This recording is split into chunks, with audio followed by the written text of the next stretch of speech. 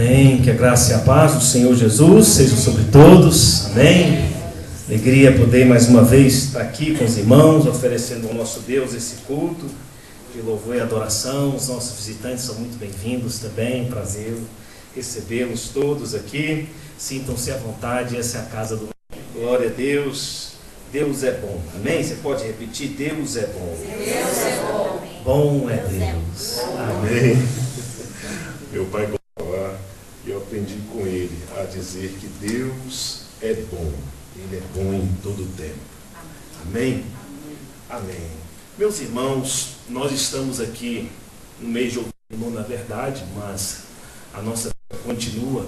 Estamos abordando aqui as 5 solas da Reforma Protestante: somente a Escritura, somente a fé, somente a graça, somente Cristo e somente a glória. Amém? Amém. E hoje que é somente Cristo. Para tanto, se por um lado a prática das indulgências elas perverteram a graça de Deus, por outro, meus queridos irmãos, a ideia de os santos e Maria também como mediadora, ela vai contra essa quarta sola, que é somente Cristo. Ou seja, só Cristo é o nosso mediador, só Cristo é o nosso Salvador. Ninguém pode ir a Deus senão por meio dele, conforme ele mesmo afirma em João capítulo 14, verso 6, eu sou o caminho, a verdade e a vida. Ninguém vem, não é vai, é ninguém vem ao Pai a não ser por mim. Ele diz, eu sou a porta, e aquele que passar por mim passará e achará pastagens. Ele diz que ninguém pode ir ao Pai se não for por ele. E a palavra de Deus também nos afirma que ele é o nosso mediador. Então, meus queridos irmãos, o conceito de somente Cristo aqui das 5 solas, evidentemente que aponta para a centralidade de Jesus, é muito mais do que uma figura mediadora, mas, sobretudo, salienta, exalta o conceito de um Cristo mediador. Só há possibilidade de salvação, só há possibilidade de nos reconciliarmos com Deus, só há possibilidade de encontrarmos perdão, só há possibilidade de sermos achados por Deus e recebermos vida eterna, só há possibilidade de desfrutarmos uma vida abundante de comunhão com Deus por intermédio de Jesus Cristo. Ele é, então, o Filho de Deus que veio falar conosco. A palavra de Deus diz em Hebreus capítulo 1 que Deus falava com o seu povo através de mediadores. Moisés é uma figura mediadora, ou seja, era Moisés que trazia da parte de Deus a palavra, a lei. Era Moisés que intercedia pelo povo quando esse pecava no caminho. Mas há outras figuras mediadoras no Velho Testamento, né? A figura sacerdotal é uma figura mediadora. Ninguém poderia entrar nos santos dos santos, o tabernáculo e posteriormente no templo, se não fosse da tribo ou da ordem sacerdotal de Arão. Então, a figura sacerdotal era sem dúvida, sem nenhuma, uma figura mediadora. Mas os profetas também eram figuras mediadoras, que falavam da parte de Deus. Por isso que quando Hebreus diz em capítulo 1, havendo Deus falado outrora aos pais pelos profetas, nestes últimos dias decidiu nos falar pelo Filho. E isso traz consigo um conceito, uma ideia extraordinária, porque Deus decidiu, com a vinda de Jesus Cristo, eliminar a ideia de mediadores.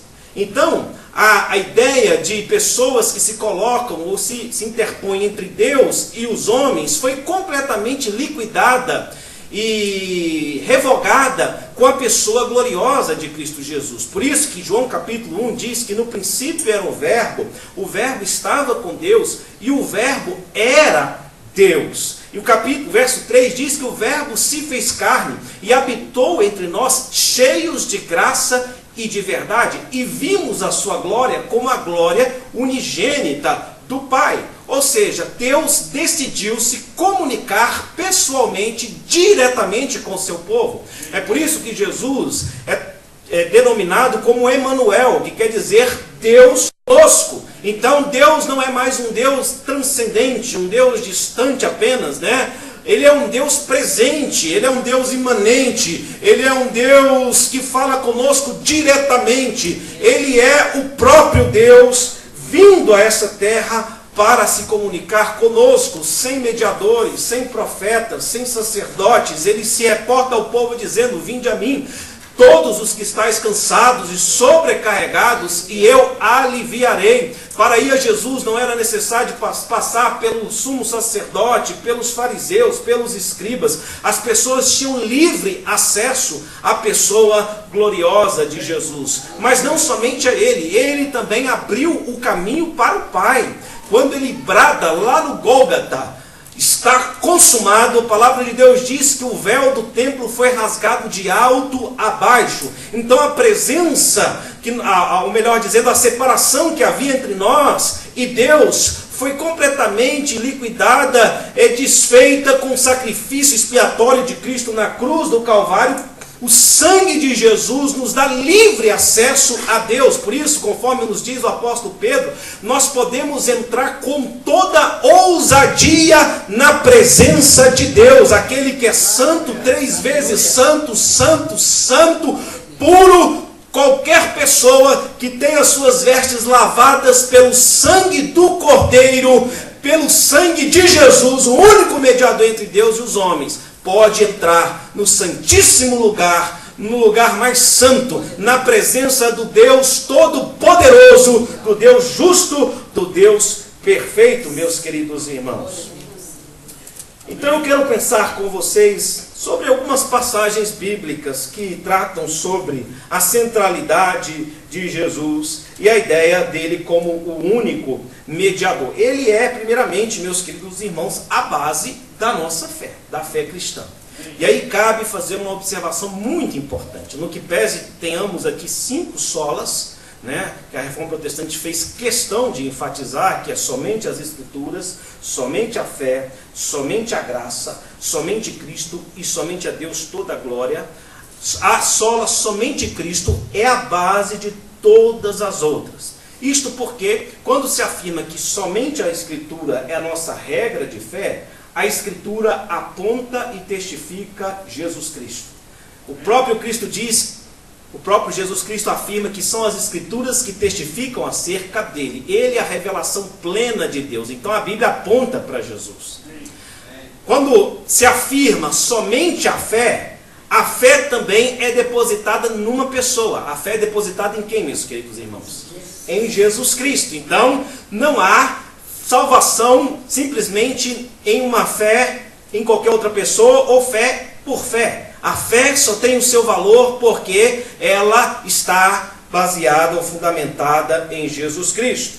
Quando se afirma também somente a graça é dom de Deus, é favor imerecido, realizado e ofertado por intermédio de Jesus Cristo. É Jesus Cristo que nos deu a bênção da salvação, que nos presenteou gratuitamente, sendo redundante, que nos deu por Ele mesmo, segundo o seu amor, segundo a sua graça. Então Cristo é o autor da salvação, por isso a graça vem dele. Então somente as Escrituras que apontam para Ele, somente a fé que está baseada nele e somente a graça que vem dele. E a palavra de Deus também nos diz que toda a glória é rendida a Deus por intermédio do Filho. A palavra de Deus diz em João capítulo 17, oração sacerdotal, o Senhor Jesus ora da seguinte forma: Pai, é chegada a hora, glorifica o teu Filho, para que o Filho te glorifique a ti. A glória é rendida a Deus quando rendemos a glória a Jesus Cristo. Então, tudo está centralizado em Cristo. A nossa teologia, a mensagem do Novo Testamento, da Bíblia como um todo, é uma mensagem cristocêntrica, meus queridos irmãos. Tudo gira em torno da pessoa gloriosa de Jesus. Hebreus fala sobre isso de maneira muito clara. Ele diz que a figura de Moisés é uma figura que tipifica a pessoa de Jesus. Como Moisés é o libertador, ele prefigurava a pessoa gloriosa de Jesus. Moisés tirou o povo debaixo do jugo de escravidão de Faraó. Mas Colossenses capítulo 1, verso 13, diz que ele nos tirou do império das trevas e nos transportou para o reino do Filho do seu amor. Josué é uma figura do Cristo, ele tipifica Jesus Cristo, porque Hebreus diz que, se por um lado Josué introduziu o povo na terra prometida, é Jesus Cristo que nos introduz no descanso eterno, nos céus, no paraíso, meus queridos irmãos. A figura do sumo sacerdote, conforme nós encontramos em Hebreus, é uma prefiguração ou uma tipificação de Cristo. Mas Cristo, ele é o sumo sacerdote perfeito, porque assim como o sacerdote oferecia sacrifícios, Cristo ofereceu também o sacrifício da sua própria vida por nós, e isso de uma vez por todas. Ele é o cordeiro prefigurado no cordeiro imolado no Velho Testamento, porque ele é o cordeiro de Deus, conforme diz João Batista, que tira o pecado do mundo. Em Cristo a lei é cumprida, quando ele diz, eu não vim revogar a lei, eu vim cumprir a lei. Ele é o cumprimento da lei, ele é o Filho de Deus, ele é o alfa, ele é o ômega, ele é o princípio, ele é o fim, ele é o criador de todas as coisas, meus queridos irmãos. Por isso nós seguimos uma teologia cristocêntrica. Quando Pedro questionado no capítulo 4 do livro de Atos, por que ele pregava acerca do nome de Jesus, e for ameaçado ali pelos sacerdotes, pelo sinédrio, que não mais falasse acerca desse nome, então ele se pronuncia de maneira contundente. Ele diz, o que compete a nós, obedecer a homens ou a Deus? Importa que obedeçamos a homens ou a Deus? Esse Jesus é pedra rejeitada por vós, homens construtores, mas Deus o fez a pedra angular. Ele é o Senhor e Cristo, de tal maneira que não há nenhum nome dado entre os homens pelo qual importa que sejamos salvos. Irmãos, Jesus, ele é o centro da fé cristã. Agora, não só isso, por que se afirma que ele é o nosso mediador? E só ele é o nosso mediador.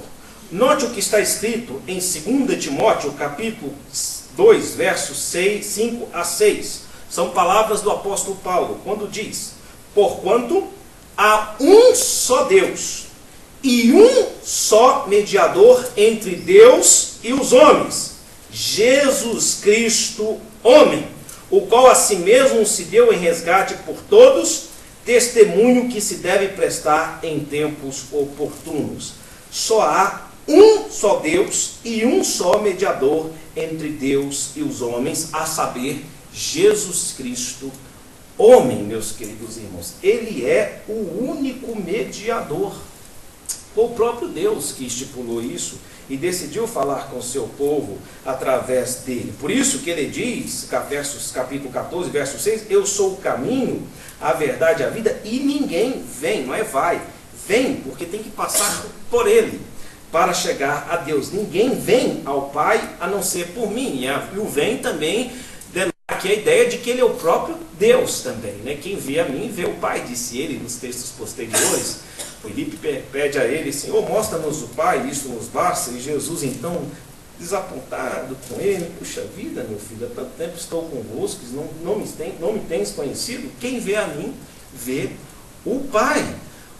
E ele está recheado com a expressão egoimi, no grego significa eu sou. Essa expressão foi usada pela primeira vez no livro de Êxodo, quando Moisés estava ali naquela experiência extraordinária de Deus se manifestar numa sarça, e Deus então o designara para ser o libertador do povo hebreu. Quando ele pergunta a Deus, Senhor, e quando me perguntarem, quando o faraó perguntar em nome de quem eu estou indo, é quando então o Senhor da glória responda, diga que o eu sou te enviou. Essa expressão eu sou, ela está recheada em todo o evangelho de João. Jesus diz assim, eu sou o caminho, a verdade e a vida. Ele diz, eu sou o bom pastor que dá a vida pelas ovelhas. De Abraão, eu sou. Ele diz, eu sou a ressurreição e a vida. Quem crê não morrerá eternamente. Eu sou o pão vivo que desceu do céu. Jesus é o grande eu sou, meus queridos irmãos. Por isso, ele é a própria manifestação de Deus entre nós. Jesus Cristo, homem, Filho de Deus, que veio habitar e morar no nosso coração diretamente, sem nenhuma ideia de intermediador ou intercessor.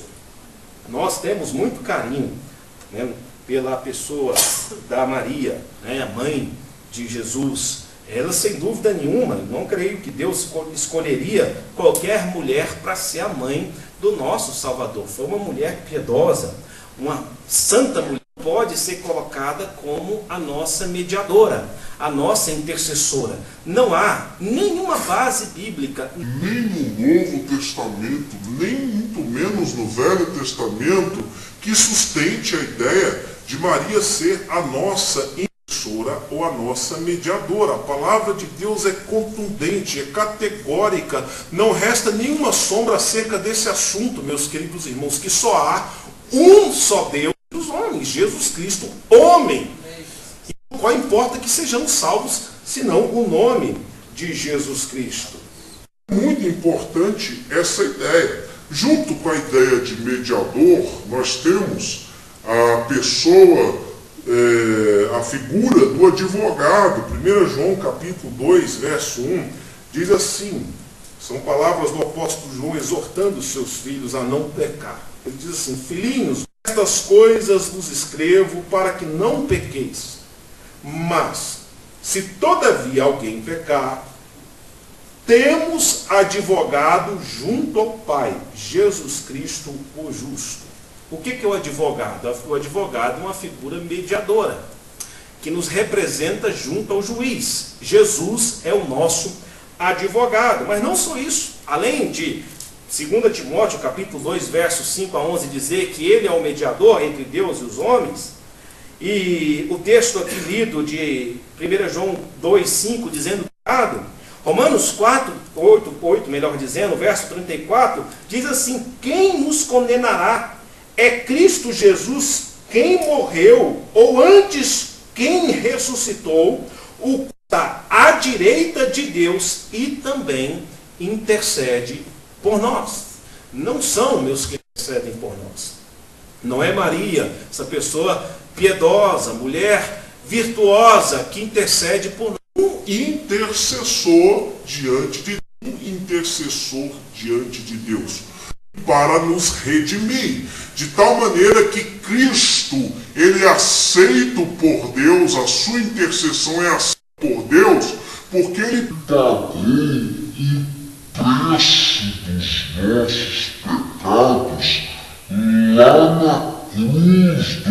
Os preços dos nossos pecados. Moisés não pagou o preço dos nossos pecados. Elias não pagou o preço dos nossos pecados.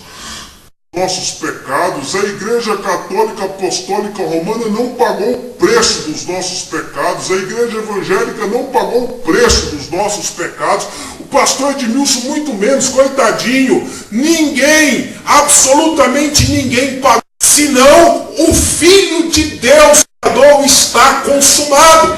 Logo, ele é o único advogado, ele é o único intercessor. E ele veio, se encarnou em carne viva e diz: vinde a mim todos, para que nós pudéssemos ir diretamente a ele, uma espécie de mediador no nosso caminho. Deus decidiu falar conosco de maneira pessoal, direta. Essa que é a verdade, né? Ele decidiu se manifestar a nós diretamente, meus queridos irmãos. Então ele é o advogado, ele é o intercessor, ele é o mediador e ele é o reconciliador. 2 Coríntios capítulo 5, verso 18 diz: Deus estava em Cristo reconciliando consigo o mundo, os homens as suas transgressões, e nos confiou a palavra da reconciliação. E pode ser o intercessor, só Jesus pode ser o mediador entre Deus e os homens, porque só ele tem condições de nos reconciliar com Deus. E ele o faz através do sacrifício na cruz do Calvário. É o sacrifício de Cristo na cruz do Calvário que nos reconcilia com Deus. Como eu disse aqui nas nossas sobre as 5 solas, o maior problema das 5 solas, o maior desafio, não são as palavras escrituras, fé, graça, Cristo ou glória a Deus, mas essa palavra é extremamente provocativa dentro da figura dos evangelhos e desafiadora.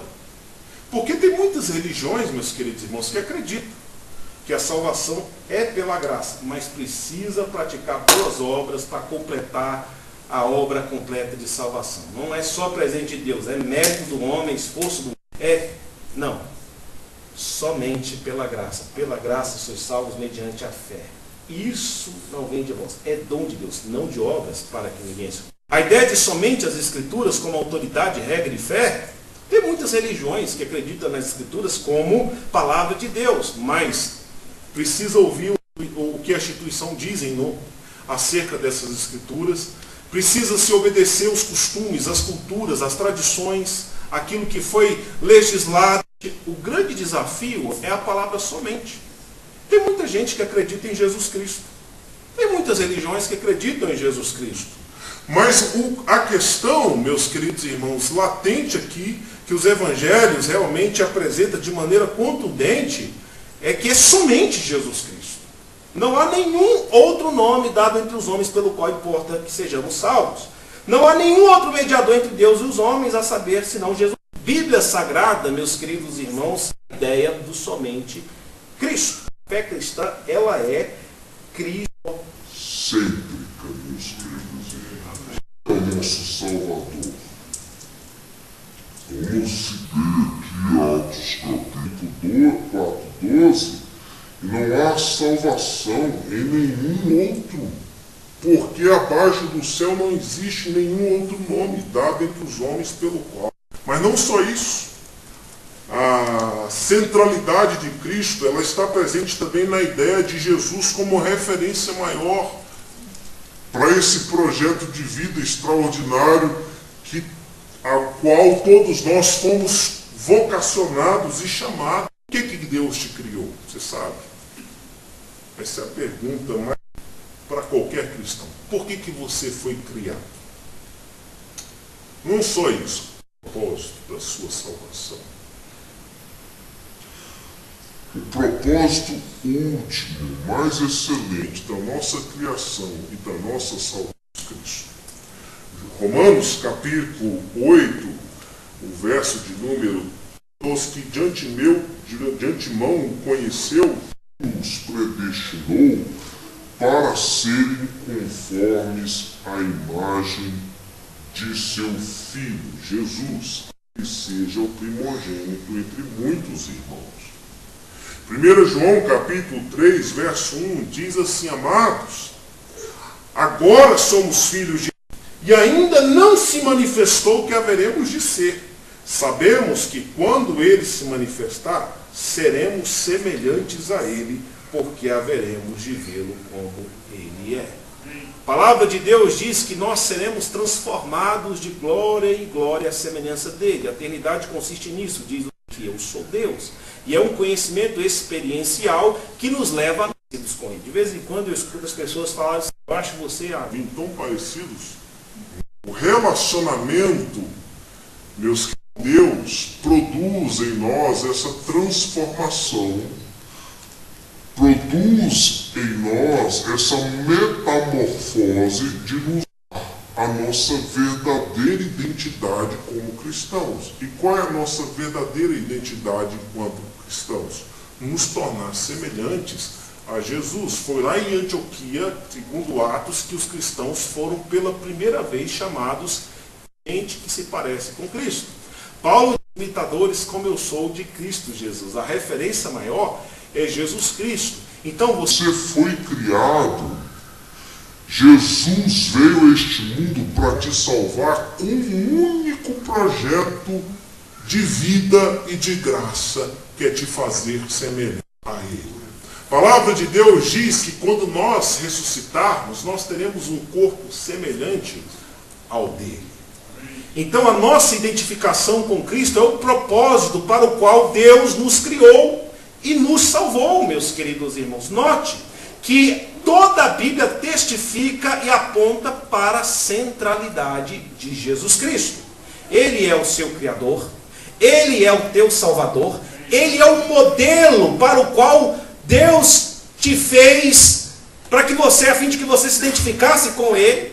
Ele é o intercessor, Ele é o seu advogado, é o seu fiador, aleluia, amém? Nós não conseguimos satisfazer a justiça de Deus, não conseguimos cumprir os mandamentos de Deus, mas Deus providenciou um fiador, porque ninguém consegue satisfazer a justiça de Deus pelo esforço próprio, pelo pudor, por indulgências, por mediações de terceiros, se Cristo não pagou o preço, meu querido irmão, e Ele pagou a cruz do Calvário.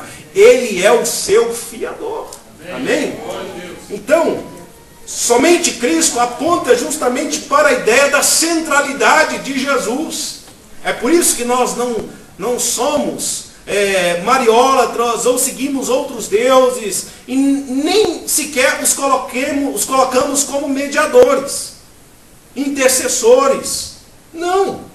Nós seguimos a Cristo, porque o véu se rasgou de alto a baixo. Quando Jesus disse, no capítulo 4 de João, aquela mulher, vem a hora, mulher, e já chegou em que os verdadeiros adoradores adorarão o Pai em espírito e em verdade. O que ele quis dizer com isso?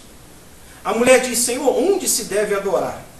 Porque a figura do templo, no Velho Testamento, é uma figura também mediadora e restrita. Tinha a figura do sacerdote, que leva nossas causas diante de Deus e nos representava. Então a figura do templo é uma figura, meus queridos irmãos, eminentemente mediadora, assim como o sacerdote, assim como os profetas. Então a mulher pergunta a Jesus, Senhor, onde nós devemos adorar? Aqui no Monte Gerizim ou em Jerusalém, como dizem os judeus? E Jesus então responde a ela, mulher, vem a hora que nem no templo adorareis o Pai, mas vem a hora, e já chegou, em que os verdadeiros adoradores adorarão o Pai em espírito e em verdade. É uma adoração direta a Ele.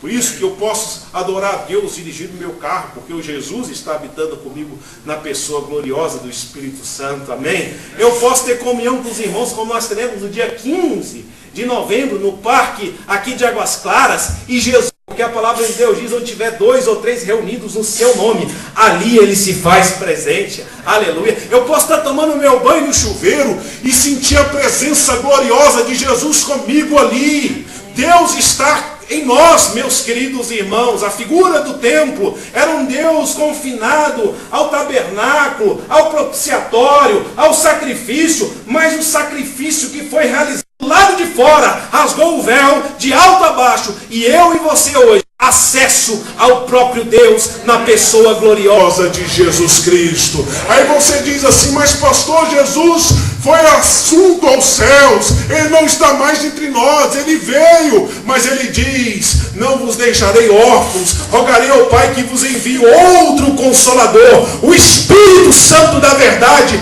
Jesus habita em nosso coração por intermédio do Espírito Santo de Deus, meus queridos irmãos, e não tem mensagem mais gloriosa do que isso, aleluia. Por isso que nós cremos na suficiência, na centralidade e na mediação de Jesus Cristo. Ele é o primeiro, Ele é o único, Ele é tudo e todas as coisas, é Cristo e acabou, ponto final. Não tem mais salvação, esperança de salvação além dele, meus queridos irmãos. Isso quem fala não é o pastor Edmilson, é o próprio apóstolo Pedro. É a palavra de Deus. Obrigado, minha irmã, ajudando a pregar aqui em nome de Jesus.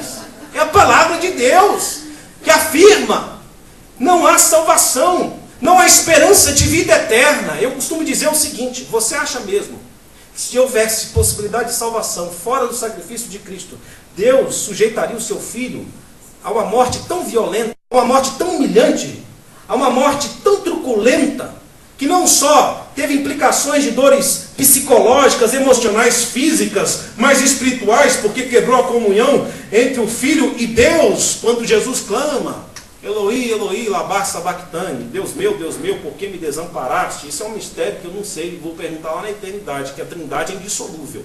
Mas na cruz, ela de alguma forma, não sei se ela se dividiu. O sacrifício trouxe implicações extraordinárias, foi algo tremendamente sofrido, meus queridos irmãos. Você acha mesmo que se houvesse salvação fora do sacrifício de Cristo Jesus, Deus sujeitaria o seu filho ao sacrifício? Não há. Por isso que a palavra de Deus diz, se você nega o filho, você nega o pai. Aquele que tem um filho tem um pai, quem não tem um filho não tem um pai, acabou. É a Bíblia que diz, é a palavra de Deus. E aí não pode pastor Edmilson falar, pode qualquer Allan Kardec falar, pode qualquer outro líder religioso, papa, seja lá quem for. A palavra de Deus já colocou uma pá de cal no assunto. Não há outro fundamento. Qual importa que sejamos salvos, não há outro mediador, não há outro advogado, não há outro intercessor. Ele é o Filho de Deus, Ele é o Criador diretamente, para que pudéssemos ir a Ele também diretamente. É simples assim. Por isso, somente Cristo. E se a sua fé não for suficientemente capaz de confessar a suficiência, a centralidade de Jesus Cristo, é uma franca desobediência à palavra de Deus. Por isso, apóstolo Pedro, quando foi exortado pelo Sinédrio, ele diz: o que importa? Obedecer antes a homens ou a Deus?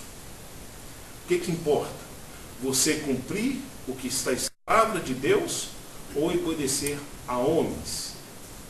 O apóstolo Paulo levava isso tão a sério que ele diz: decidi nada saber entre vós senão Jesus Cristo crucificado. Ele disse isso em Coríntios. Gálatas, ele diz que ainda que um anjo vindo do céu vos pregue o evangelho, que vá para além desse, seja. Então é a centralidade de Cristo. Considero todas as coisas como refúgio por causa da sublimidade do conhecimento de Jesus Cristo, diz o apóstolo Paulo. É Cristo, do começo ao fim, irmão. Quando Eva pecou junto com Adão, o próprio Filho de Deus que estava lá, Deus estava lá, a Trindade estava lá, e a Trindade já havia profetizado ali: olha, você nascerá que você lhe ferirá o calcanhar, mas ele esmagará a sua cabeça. Estava falando acerca do Filho de Deus. Tudo aponta para Cristo. A lei aponta para Cristo, o sacrifício no Velho Testamento aponta para Cristo, os profetas apontam para Cristo. Tudo está centralizado em Cristo Jesus. O livro de Apocalipse, ele é cristocêntrico. A eternidade será em torno do Cristo. Tudo gira em torno dele. A nossa fé é uma fé cristocêntrica. Amém? Vamos orar, vamos ficar em pé, em nome de Jesus.